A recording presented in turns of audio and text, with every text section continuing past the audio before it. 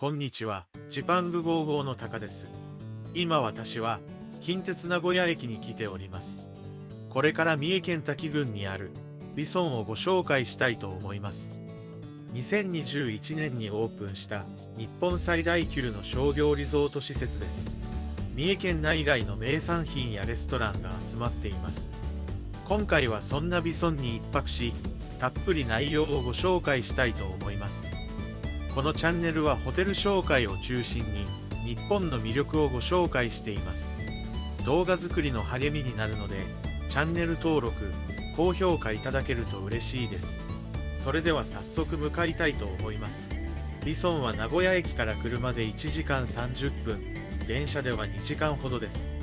名古屋、松阪、伊勢神宮などからもバスが出ているようです。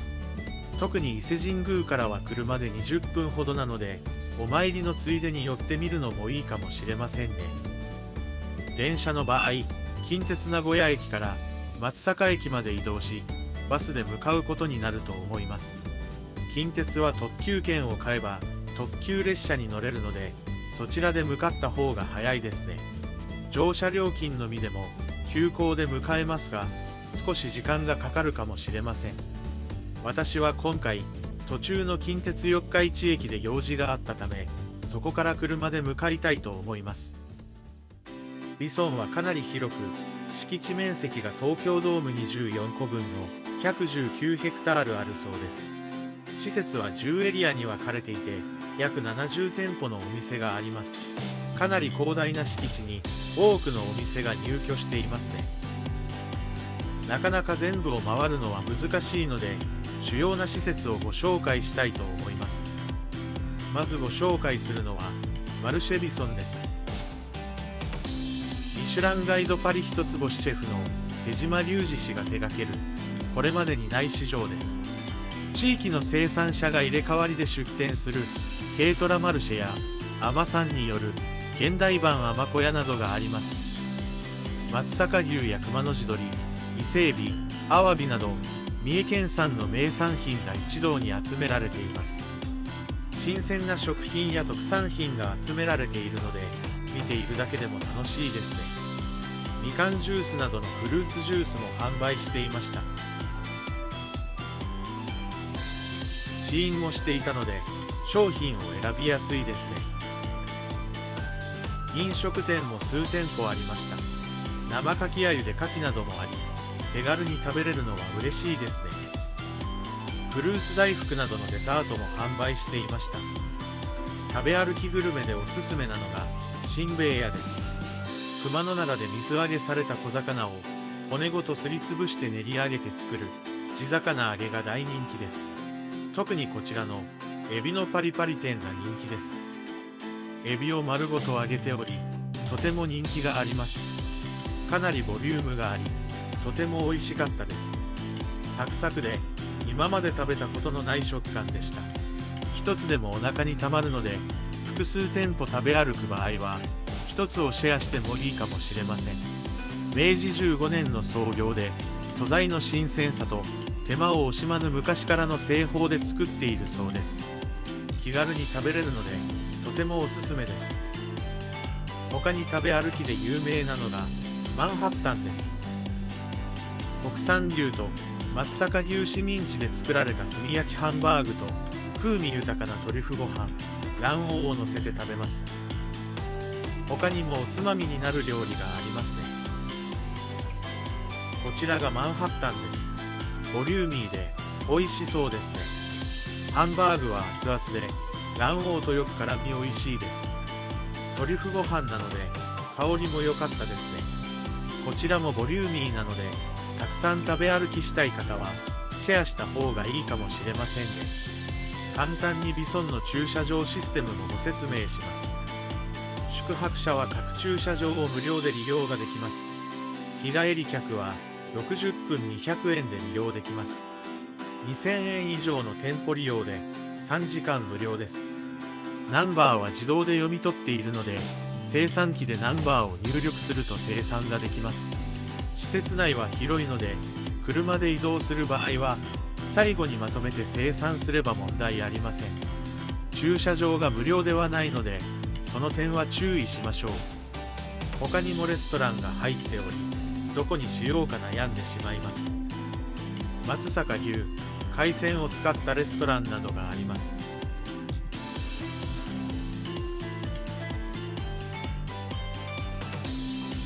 続いてはスイーツビレッジです。マルシェビソンの隣にあります。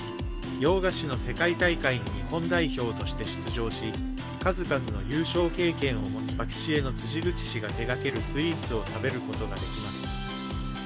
他にもパン屋さんなどがありました。中も見てみたいと思います。スイーツ店にはお土産のお菓子やジャムなども販売していました。ケーキは種類も多く、どれも美味しそうですね。ぜひデザートに立ち寄ってみてください。それでは続いてはビソンに向かいます。施設内の移動は基本徒歩か車です。電動キックボードの貸し出しも行っていたようですが、私が行ったタイミングでは貸し出しを休止していました。農園エリアなどは離れているので、車で移動した方がいいですね。ビソンは和食の味を支える味噌、醤油、みりん、だしなどのお店が集まっています。天ぷら、うなぎ、すき焼き、そばなどの飲食店も入っています。それでは順番にご紹介します。こちらはお酢をメインで取り扱っているお店です。お酢を使ったデザートなども販売しています。お酢をすぐに楽しめるのはいいですね。店内ではお酢の製造工程も紹介しており、勉強になりました。お酢の種類も多いですね。フルーティーなものから野菜を使ったお酢など変わったものも多かったです。気軽に試食できるので自分好みのお酢を見つけることができます。店員さんに聞けば気軽にお酢を案内してくれます。皆さんも試してみてください。続いては味噌蔵です。こちらは有料ですが、味噌の仕込み体験などもやっているようですね。店内では全国の味噌を量り売りしていました。全国の味噌マップもあり、面白いですね。他にも麹を使った商品やインスタント食品が販売していました。こちらも味噌の作り方を説明していて、わかりやすかったです。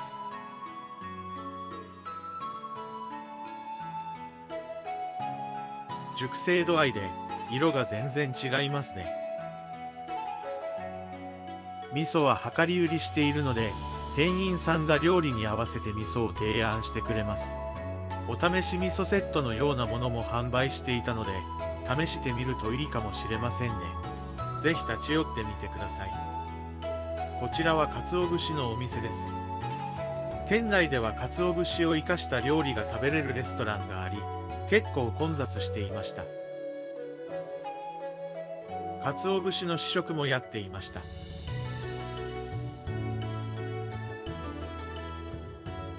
鰹節だけでなく、卵かけご飯にかける醤油も販売していました。鰹節とよく合いそうですね。鰹節もいろんな種類があるみたいですが、正直何が違うのか、いまいちわからなかったです。店員さんに聞きながら、自分好みの鰹節を見つけてみてください。こちらはお米のお店です。各地の美味しいお米が紹介されています。それ以外にもお米を使った商品やご飯に合うおかずも置いていました。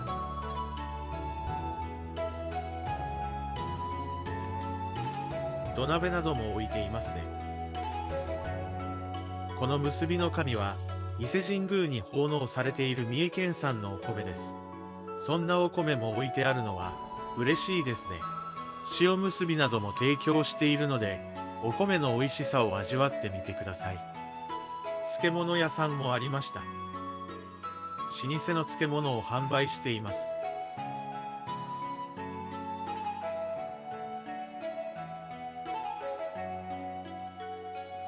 伊勢たくあんを使ったふりかけなどもありました。2年漬け込んだ伊勢たくあんも販売していました。少しお高めですが気になりますね。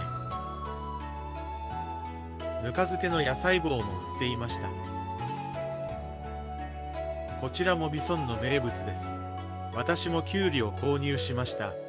味はとても美味しかったです。さっぱりしていて、とても食べやすかったです。たくさん食べ歩きしていても、これはすぐ食べれてしまいそうです。ぜひ食べてみてください。他にも、煮干しや日本酒のお店がありました。飲食店では、豆腐、そば、卵かけご飯、うなぎがありました。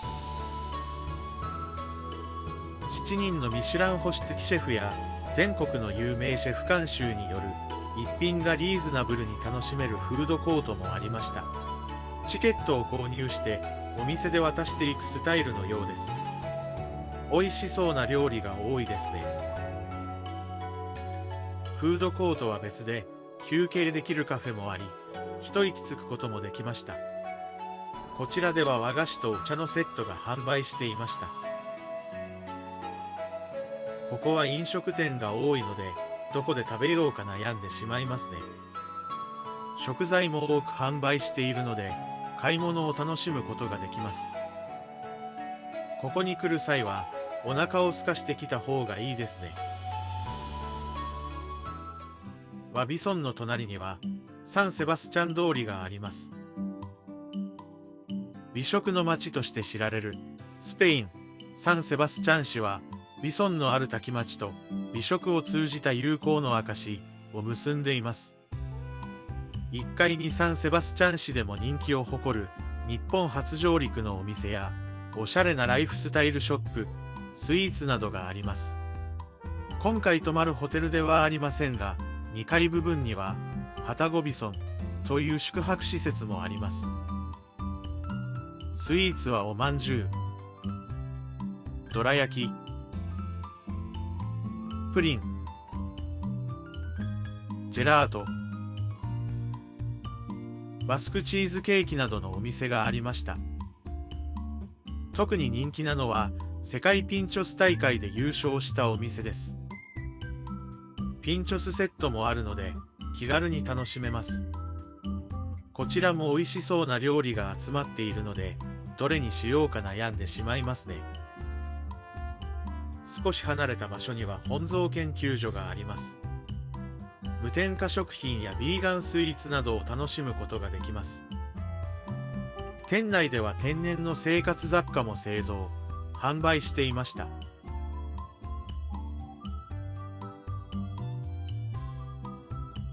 こちらでおすすめなのは、ハーブティーの飲み比べセットです。季節に合わせたハーブティーを飲み比べすることができます。自然由来で、とても優しいお味でした。リラックス効果があるなど、使用している薬草によって効能が違うようで、面白かったです。説明書きもいただけるので、どんな効能があるか確認しながら飲むことができました。それにしてもこの施設は広いですね。ご紹介した以外にも、農場エリアやドッグランエリア、子供が遊べるエリアなどがありました。しっかり見て回ったら半日程度かかってしまいますね。時間に余裕を持って訪れるといいかもしれません。お待たせしてしまいましたが、続いて本日宿泊するホテルをご紹介したいと思います。こちらが宿泊する施設の入り口です。各施設を自動運転バスが周回しているようですね。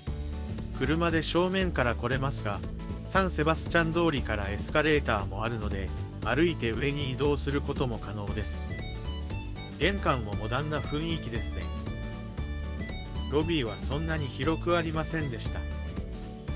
お水は自由に飲めるようになっていました。それでは部屋まで移動したいと思います。ロビーが丘の上にあるため、客室は下の階にあります。一棟独立型のビラ6棟、大きなテラスを持つ客室が155室あります。宿泊したのが平日ということもあり、比較的空いていたように思います。山々が綺麗に見えますね。今回は4階のお部屋なのですが、エレベーターで向かう場合は一度5階で乗り換える必要があります。天気が良いと部屋のテラスから星も見えるようですね。4階に着くとエレベーターホールと廊下がドアで区切られていました。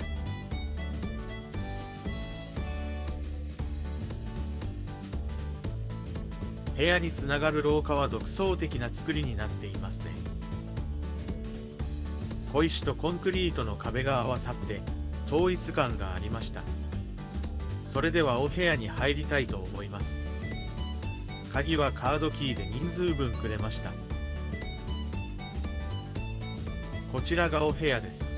結構広めですね。ベッドはシングルベッドが2つ用意されていました。テレビは部屋の大きさに比べたら少し小さめでした。お水はペットボトルで2本ありました。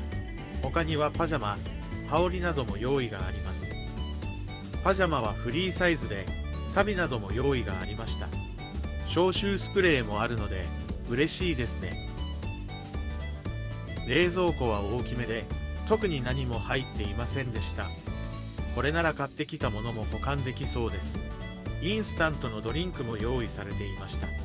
オランウータンコーヒーなど珍しいコーヒーもありました。他にも煎茶やかぶせ茶がありますね。ドリンクも珍しいものが用意されているので嬉しいです。ソファーも大きめなので横になれそうです。机は少し低めなので作業をするには少し不便そうですね。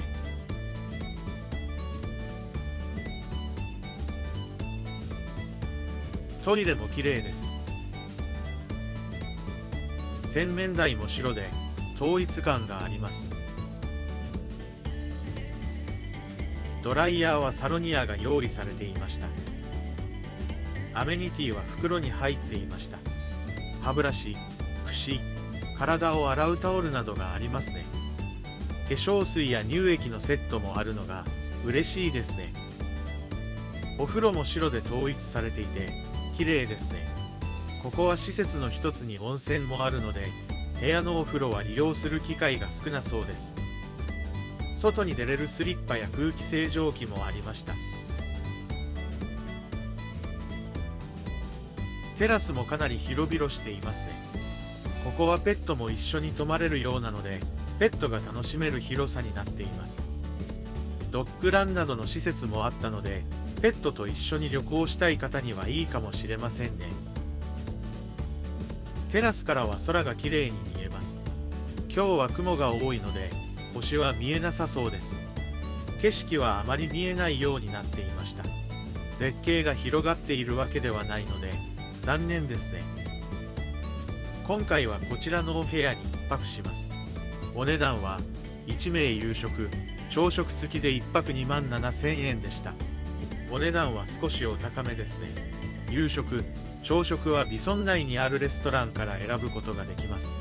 どれも美味しそうなので選ぶのが大変でした。今回は松阪牛を食べたかったのですき焼きにしました。後ほどご紹介したいと思います。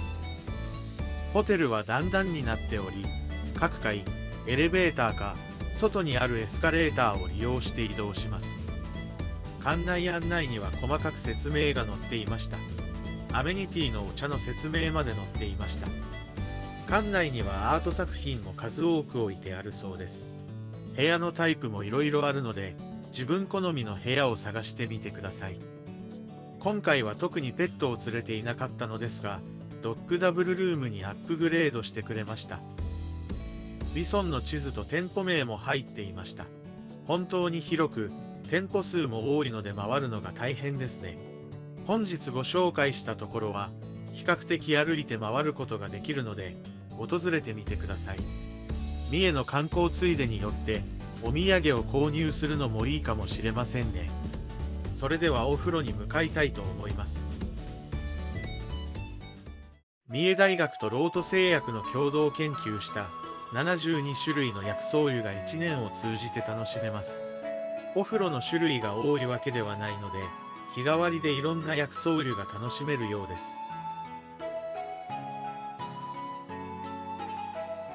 内湯と外には露天風呂とサウナがあります。エステなどもここで受けられるようですね。休憩場所もあり、ゆっくりできるようです。カフェや和食レストランも併設されているようです。外の景色が絶景というわけではないですが、スイーツなどを食べながらゆっくりできそうです。施設内にはお菓子や化粧品なども販売していました。種類が多く、自然由来で体にも良さそうですね。お風呂の前には落ち着く雰囲気の休憩スペースもありました。男湯と女湯は時間によって入れ替わるそうです。お風呂場は撮影禁止なので、ゆっくり入ってきたいと思います。とても気持ちが良かったです。薬草湯も2種類ほどあり、リラックスして入ることができました。露天風呂はそんなに景色は良くなかったですが、寝そべれる場所もあり、サウナ上がりなどゆっくりできそうです。この休憩場所はお風呂上がりには暑いので、もう少しクーラーを効かせてほしいですね。それでは夕飯を食べに行きたいと思います。今回の夕飯は、和備村にある杉本のすき焼きを食べに行きます。松阪牛を食べられるということで、楽しみですね。部屋からは、和備村まで直接迎えるようになっています。サンダルなどでも移動できるので、便利ですね。こちらが杉本です。中は4人が座れる席が複数あり、人数は意外に入りそうな広さでした。夕飯は時間予約制なので、好きな時間に食べたい場合は、早めに予約することをお勧めします。最初に付け合わせの小鉢とサラダが出てきました。ドリンクは別料金なので、別途注文します。使用している食材のメニューも記載がありました。お米は先ほどご紹介した伊勢神宮奉納米の結びの紙を使用しているそうです。すき焼きのやり方も記載があり、自分で調理していきます。最初に松阪牛だけを焼き、お肉を楽しむそうです。お肉に夢中になりすぎて、動画撮るの忘れていました。とても美味しそうなお肉ですね。お肉に火が通ると、さらに美味しそうです。卵と赤味噌汁、ご飯があり、お肉を卵につけて食べていきます。さすが松阪牛といった感じですね。お肉が本当に美味しすぎました。程よい油の量で何枚でも食べれてしまいそうでした。こんな贅沢な夕飯が食べれるのは嬉しいですね。気に入ればマルシェエリアでお肉の購入もできるので寄ってみてください。お野菜もどれも美味しそうですね。量はわりかし少ないかなと思ったのですが、意外にボリュームがありました。本来自分たちで調理するのですが、私の手際があまりにも悪かったので、店員の方が作ってくれました。お野菜なども美味しく、お肉とよく合いますね。白米も本当に美味しく、3杯もおかわりしてしまいました。白米はおかわり自由だったので、気兼ねなく頼んでしまいました。普段、お店ですき焼きなんて食べないので、とても美味しかったです。リソンは食に力を入れているだけありますね。締めはうどんでした。伊勢うどんのように汁がたくさんあるというより、麺に味が染み込む煮込み方でした。デザートはわらび餅と抹茶のケーキでした。どちらも量がちょうどよく、美味しくいただけました。皆さんも気に入ったお店で食事してみてください。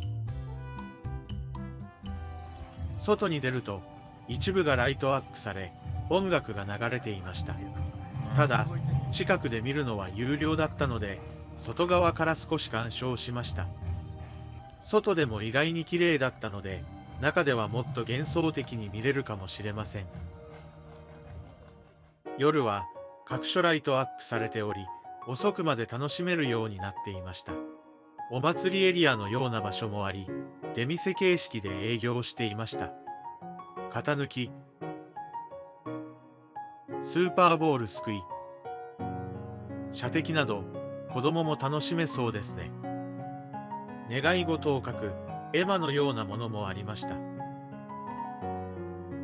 夜のホテルの外観はまた別の雰囲気で綺麗ですね。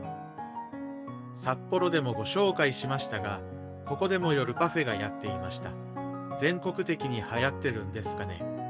場所はサンセバスチャン通りにあるチーズケーキを販売していたお店だったので、宿泊場所からも近いです。夜のデザートに検討してみてください。それでは、今日はもう部屋に戻って休みたいと思います。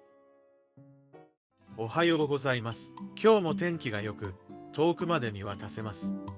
それでは早速、朝食ビュッフェを食べに行きたいと思います。朝食会場はロビー横のレストランで、ビュッフェ形式です。新鮮な食材を使った朝食がいただけます。昨日食べた結びの神の白米もありました。和食はお味噌汁、漬物類がありますね。サラダもあり、ドレッシングは3種類から選べます。洋食類はピンチョス、キッシュ、ピザなどがあります。他にもコーンスープ、目玉焼き、ペンネ、スクランブルエッグなどがありました。パンも7種類ほどあるので豊富ですね。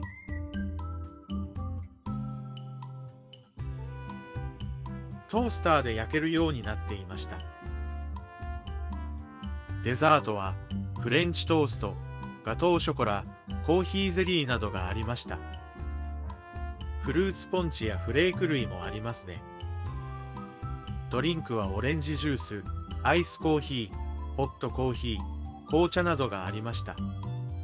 料理の種類はそんなに多くなかったですが、一つ一つがどれも美味しいです。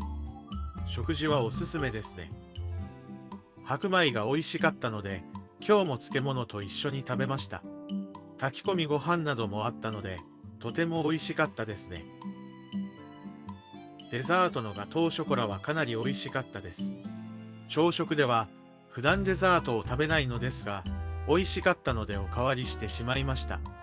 皆さんも食事付きプランで楽しんでみてください。それでは今回のビソン、いかがだったでしょうか。食が集まる複合施設として今後より注目が集まりそうですね。皆さんも三重観光のついでに立ち寄ってみてください。動画作りの励みになるので、チャンネル登録、高評価いただけたら嬉しいです。最後までご視聴いただきありがとうございました。それではまた次回動画でお会いしましょう。さようなら。